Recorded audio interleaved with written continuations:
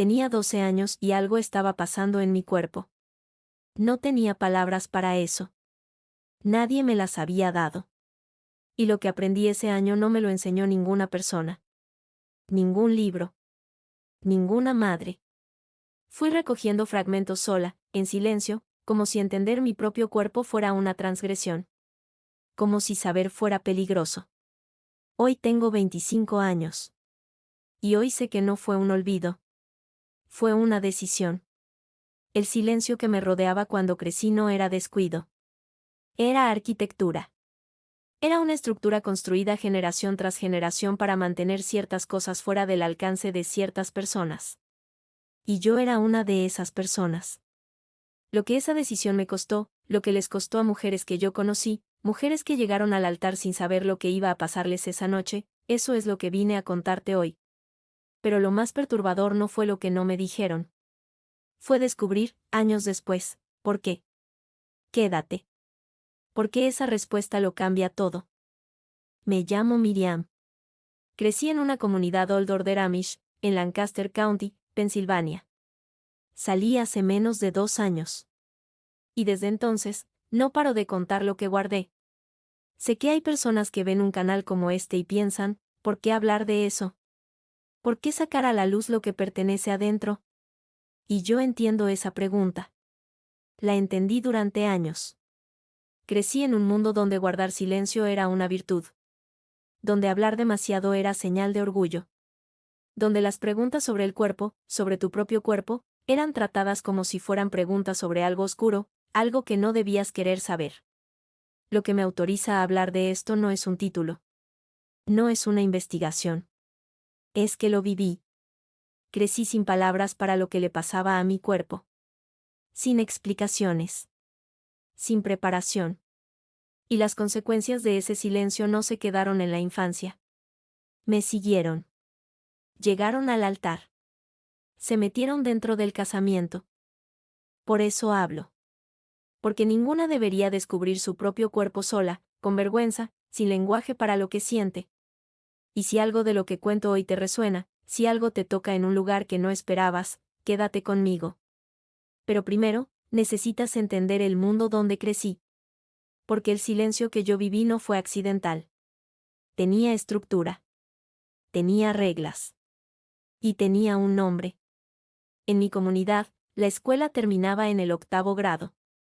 No porque las familias Amish creyeran que la educación no importaba, sino porque había un límite deliberado en lo que se permitía aprender.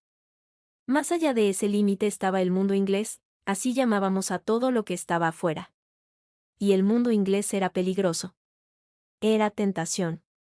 Era todo lo que la Ordnung nos pedía resistir. El único libro de ciencias que teníamos se llamaba Mankind Marvelous Made. Tenía un capítulo sobre reproducción. La maestra lo arrancaba antes de dárnoslo. No era una excepción. Era práctica común. Lo hacía en silencio, con naturalidad, como quien dobla una servilleta. Como si ese gesto fuera parte del ritual de cada año escolar. Y para nosotras, lo era. Nunca lo cuestionamos. Nunca nos preguntamos qué había en esas páginas que no debíamos leer. El gesto mismo nos enseñaba que había cosas que no eran para nosotras. Lo que la maestra podía o no podía enseñar no lo decidía ella. Lo decidía el consejo de padres, compuesto exclusivamente por hombres. Hombres que nunca entraban al salón de clases, pero que controlaban lo que sucedía adentro. Y la maestra, muchas veces, era una joven soltera. Apenas mayor que nosotras. Una maestra no necesita enseñar eso, escuché una vez. Los padres deciden lo que sus hijos necesitan saber. Pero los padres no decían nada. Los niños, en cambio, crecían en el granero. Asistían a los partos de las vacas, observaban a los toros y las vaquillas, entendían lo que pasaba entre un animal y otro. Lo sabían todo del establo. El peón de 16 años lo sabía todo. Y las niñas no sabíamos nada. Esa asimetría tenía un nombre. Lo llamaban pureza. Mantenernos alejadas del conocimiento sobre nuestro propio cuerpo era presentado como protección. Como un regalo. Como señal de que éramos valoradas, cuidadas, guardadas. Y las hermanas mayores que un mes por mes se quedaban en cama, excusadas de ciertas tareas, los hermanos nunca sabían por qué.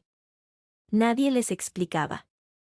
Las niñas más chicas tampoco sabían lo que se les venía. Nadie las preparaba. Aquí está lo que la gente de afuera no entiende: las reglas no terminaban en la puerta del salón de clases. Entraban a cada habitación. A cada cuerpo. A cada silencio. Tenía 12 años cuando sentí por primera vez que algo estaba cambiando.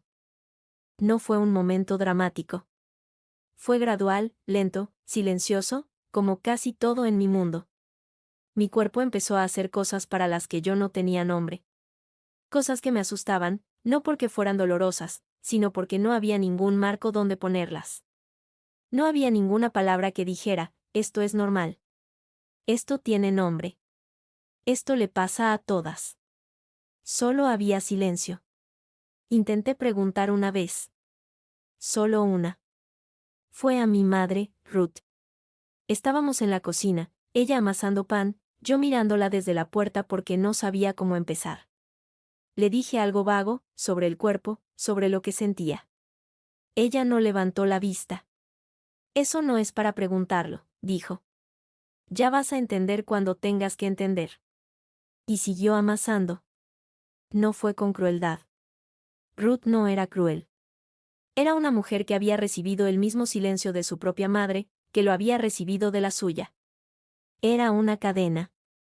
Ella pasaba lo que le habían dado. Y lo que le habían dado era nada. Aprendí a callarme antes de aprender lo que callaba. Empecé a recoger fragmentos. Una palabra interrumpida. Una conversación que se detenía cuando yo entraba a un cuarto. El modo en que las mujeres mayores intercambiaban miradas cuando alguien mencionaba ciertas cosas, ese lenguaje silencioso que yo no sabía descifrar pero que claramente existía. Y Esther. Mi amiga Esther King, que tenía mi misma edad y la misma confusión. Un día me susurró, casi sin aliento, como si estuviera confesando algo terrible: mi mamá me dijo que el ombligo es por donde crece el bebé. Pero no me dijo nada más. Nos miramos. Las dos con la misma pregunta en la cara. Las dos sin respuesta. Eso era lo que teníamos. Eso era nuestro mapa del mundo. Si alguna vez sentiste que tu cuerpo te fue ocultado, que nadie te explicó lo que ibas a vivir, escríbeme en los comentarios. Necesito saber que no estoy hablando sola. Fue durante ese mismo año cuando empecé a notar lo que pasaba con las hermanas mayores. Rebecca, mi hermana, tenía 14. Había meses en que se quedaba en cama 1 o 2 días, excusada de las tareas más pesadas. Yo preguntaba y nadie me decía nada claro. Está enferma. Eso era todo. Una enfermedad sin nombre que llegaba con regularidad, que todas las mujeres parecían conocer y ninguna explicaba. Rebecca nunca me lo explicó tampoco. La miraba desde la puerta del cuarto que compartíamos, ella acostada, con una bolsa de agua caliente sobre el vientre, la cara vuelta hacia la pared, y había algo en su postura que decía: no preguntes. No era hostilidad. Era protección. Era el mismo gesto de mi madre doblado hacia mí. Y había supersticiones que yo veía sin entender. Cuando Rebecca estaba enferma, no debía enlatar frijoles ni maíz, los potes no sellarían, decían. No debía hornear pan de levadura, no subiría bien. Se lo decían en voz baja, como instrucciones secretas pasadas de mano en mano, de generación en generación. Un conocimiento práctico sobre el cuerpo femenino que nunca incluía una explicación del cuerpo en sí. Era como aprender las reglas de un juego sin que nadie te dijera de qué se trataba el juego. Pero lo más raro, lo que más me impactó sin que yo supiera por qué, era lo de Samuel. Mi hermano Samuel no sabía nada. Nadie le explicó por qué Rebecca se quedaba en cama esos días. Nadie lo consideró necesario. Él preguntaba una vez, le decían que estaba enferma, y seguía con su día. Sin curiosidad. Sin sospecha de que había algo más. Mientras yo, que vivía en el mismo cuarto que Rebecca, cargaba un secreto que ni siquiera entendía qué era. Las niñas cargaban ese secreto solas, antes incluso de entender qué secreto cargaban. Entonces llegó el día en que yo también me quedé en cama. Tenía 11 años y algo. Era una mañana de entresemana, todavía oscuro afuera, El frío de la madrugada todavía en las tablas del piso.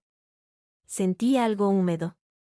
Miré hacia abajo y vi rojo y pensé, durante unos segundos que me parecieron eternos, absolutos, fuera del tiempo, que me estaba muriendo. Que algo adentro mío se había roto de una manera irreparable. El corazón me golpeaba tan fuerte que podía escucharlo. No grité. En mi mundo no se gritaba.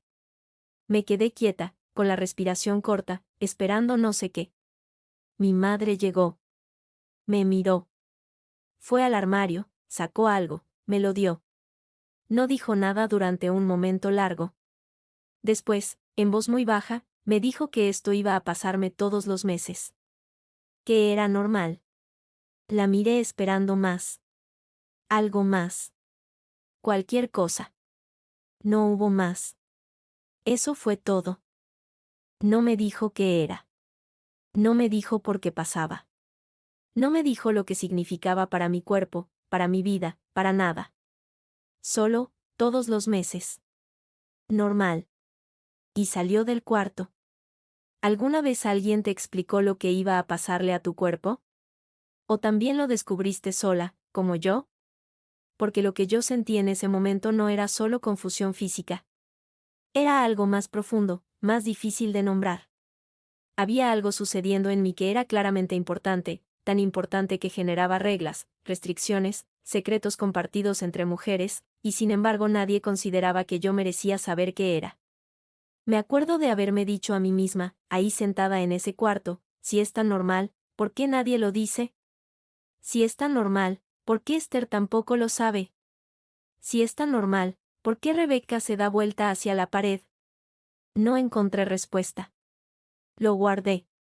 Lo puse en el mismo lugar donde guardaba todas las cosas que no entendía y que aprendí que no debía intentar entender. Eso fue lo que aprendí ese día.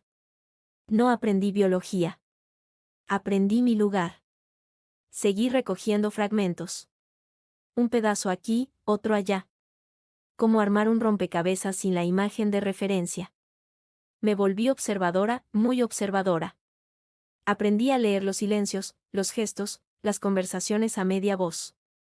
Aprendí que cierto tipo de preguntas hacían que los adultos se tensaran, cambiaran de tema, me miraran con algo que no era enojo pero tampoco era comodidad. Había un orgullo extraño en eso. Un orgullo que no me atrevía a nombrar porque tampoco tenía nombre. Pero era así, yo sabía que estaba aprendiendo algo. No lo que debía aprender, no lo que me habían dado permiso de aprender. Algo más. Algo que recogía sin que nadie se lo hubiera propuesto darme. Y entonces lo vi. No fue algo que buscara. Fue una tarde de otoño, el cielo ya cerrándose temprano, el olor a madera quemada que venía de algún lugar. Estuve en un lugar donde no debía estar, no por desobediencia, sino por azar, por ese tipo de accidentes que cambian todo sin pedir permiso. Vi algo que el mundo adulto había decidido que yo no debía ver todavía. Me quedé paralizada. No moví un músculo. Respiré muy despacio. Y después me fui, sin que nadie me viera. Esa noche no dormí. No por horror, no fue algo traumático en el sentido de que me dañara. Fue otra cosa. Fue la sensación de que un pedazo muy grande del rompecabezas había aparecido de golpe, y que ese pedazo cambiaba el dibujo entero. Todas las piezas que había recogido, la teoría del ombligo de Esther, las supersticiones de los potes, el silencio de mi madre, las páginas arrancadas del libro, de pronto encajaban de otra manera. No de una manera que yo pudiera articular. Tenía 13 años y no tenía las palabras. Pero algo en mi cuerpo lo supo antes que mi mente. Y lo que supo mi cuerpo era esto, no me habían olvidado. Me habían excluido. Hay una diferencia enorme entre las dos cosas. El olvido es accidental. La exclusión es una decisión. Y esa decisión, sobre que merezco saber de mi propio cuerpo, la habían tomado otros. Sin preguntarme. Sin siquiera considerar que yo pudiera tener algo que decir al respecto. Tardé años en poder nombrar eso con exactitud. Lo que sentí esa noche no era rabia todavía. Era algo más primitivo, más difuso. Era la sensación de haber sido dejada afuera de algo que era mío. Lo que vino después no fue una revelación. Fue una comprensión que tardó años en tener nombre. y mi cuerpo la cargó mucho antes que mi mente. Había mujeres que yo conocía, mujeres mayores, mujeres casadas, que me contaron cosas años después. No en ese momento. Años después, cuando yo ya era otra persona en otro lugar, y podíamos hablar con una honestidad que dentro de la comunidad habría sido impensable. Me contaron que no supieron lo que iba a pasarles en la noche de bodas. Una me dijo que su suegra le había dado un pequeño libro de instrucciones matrimoniales. El libro mencionaba el ácido fólico para la salud del bebé y terminaba con una frase que se me quedó grabada: no hace falta decir más. No les deseo sorpresas. Pero había sorpresas. Para todas. Otra mujer, no voy a decir su nombre, me miró un día con una expresión que no era tristeza ni rabia, sino algo más extraño, algo que no supe identificar hasta mucho después. Y me dijo: si hubiera sabido lo que iba a pasar, quizás no me habría casado. Mi comunidad llamaba a eso inocencia. Yo hoy lo llamo de otra manera. Y entonces llegó el día en que yo también tuve que enfrentar lo que nadie me había preparado para enfrentar. Lo que aprendí esa noche, o lo que no pude aprender, es algo que no entendí hasta años después, en el consultorio de alguien que cambió mi vida para siempre.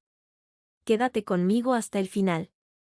Lo que viene después es la parte que más me costó decir en voz alta. Cuando llegué por primera vez al consultorio de la doctora Carol Winters, no sabía bien qué me había llevado ahí. Tenía la sensación, una sensación imprecisa, incómoda, de que había algo que no encajaba. No en el mundo. En mí. O mejor dicho, en la distancia entre lo que yo había sido y lo que estaba tratando de ser afuera. La doctora Carol no me preguntó sobre la comunidad de inmediato. Me preguntó sobre mí. Sobre lo que recordaba. Sobre cómo había aprendido a moverme en el mundo. Y yo le fui contando. Le conté lo de la escuela. Lo de las páginas arrancadas. Lo de las hermanas enfermas sin nombre para su enfermedad. Lo de la noche en que vi rojo y pensé que me estaba muriendo y mi madre me dio algo y dijo solo: todos los meses, normal. Le conté lo de Esther y el ombligo. Le conté lo del libro que terminaba diciendo que no hacía falta decir más. La doctora Carol me escuchó con una atención que yo no estaba acostumbrada. Sin interrumpirme.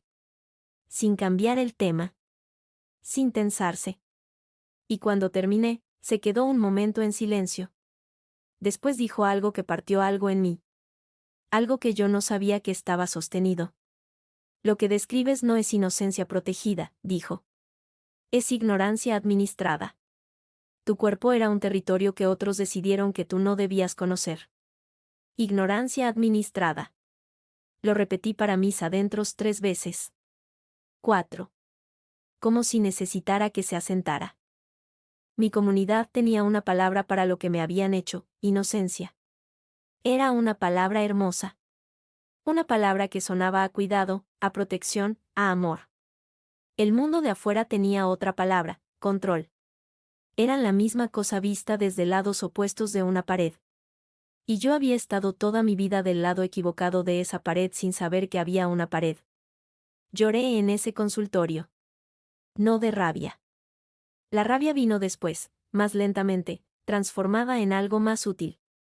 Lo que salió ese día fue otra cosa. Era luto. Estaba llorando por la niña que fui. Por la que tuvo 12 años y un cuerpo cambiante y ninguna palabra para nombrarlo. Por la que construyó su propio mapa del mundo con fragmentos de conversaciones interrumpidas y la teoría del ombligo de Esther y las supersticiones sobre los potes que no sellan. La doctora Carol me dijo algo más, después, con mucha calma. La ausencia de lenguaje no es inocencia. Es vulnerabilidad. No saber cómo se llama lo que te pasa no te protege. Te deja sin herramientas para defenderte, para elegir, para entenderte. Y entonces entendí la pregunta que nadie me había dejado hacerme: ¿y si lo que me dijeron toda mi vida sobre mi cuerpo no era protección? ¿Y si era control? Eso es exactamente lo que entendí cuando escuché lo que te voy a contar ahora. Hoy, desde afuera, puedo ver lo que no veía desde adentro. El silencio enseñaba tanto como las palabras. Le enseñaba a mi cuerpo que era algo para ser gobernado por otros. Que saber era peligroso. Que la curiosidad era un defecto. Que la ignorancia nos protegía. Pero no nos protegía a nosotras. Protegía el orden. Mi cuerpo nunca fue el enemigo. Mi curiosidad nunca fue pecado. Lo que sentí a los 12 años no era la prueba de Dios de que yo era demasiado. Era simplemente yo.